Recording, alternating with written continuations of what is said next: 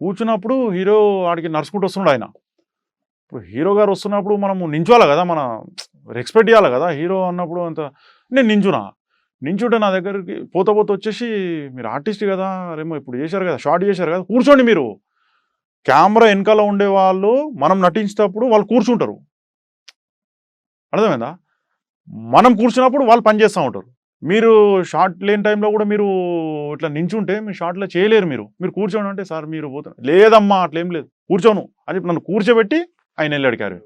అదయిపోయిన తర్వాత మళ్ళీ next day shooting చేసేటప్పుడు ఆ రైల్వే ట్రాక్ సీన్ కదా! నీకు గుర్తుకుందో లేదో అలేంద్ర. నువ్వు ప్రేక్షకుడికి ఆ వీడియో ఇయ్యి తెలుస్తది వాళ్ళకు. ఒక క్లారిఫికేషన్ వస్తది. అది మౌలాలీలో రియల్ ప్రాపర్టీస్ అన్నట్టు. అక్కడ నీకు డూప్‌గా మన షూటింగ్స్ జరిగితే నీకు కింద థర్మోకోలి అవి రాడ్స్ అవి ఏస్తాం. అక్కడ సెంట్రల్ గవర్నమెంట్ ప్రాపర్టీ కాబట్టి అక్కడ ఏది కూడా డూప్ ఏయలేవు నువ్వు. ఏదున్నా సరే అక్కడ చేసుకొని షూటింగ్ ఎళ్ళిపోవాలి సాయంత్రం కల్లా.